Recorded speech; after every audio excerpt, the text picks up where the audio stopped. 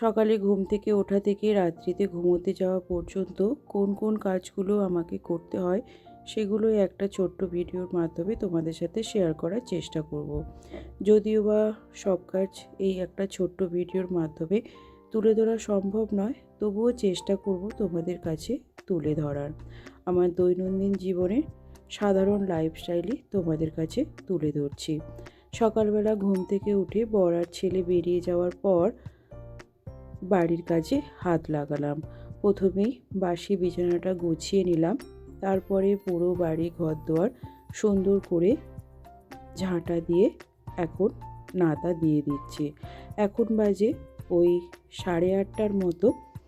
প্রায় বাসি কাজকর্ম আমার মোটামুটি শেষের পথে।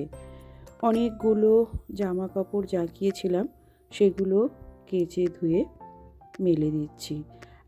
আজ কিন্তু রোদ ভালোই উঠেছে, কয়েকদিনই বেশ সুন্দর রোদ উঠছে, তাই জামা কাপড়গুলো প্রায় রোজে শুকিয়ে যায়। এখন আবার তোমাদের সাথে দেখা হচ্ছে রাত্রিবেলা। দুপুরে রান্নার তোমাদের সাথে শেয়ার করলাম না। আজ রাতে বানাচ্ছি রুটি আর ঘুগনি। এদিকে ঘুগনিটা চাপিয়ে দিয়ে আটাটা মেখে রেখেছিলাম, সেটাই এখন বেলে নিচ্ছি। আটা বেলতে বেলতে ঘুগনিটাও মোটামুটি আমার হয়ে গেছে। ঘুগনিটা নামিয়ে এবার আমি রুটিগুলোকে ভেজে নেব।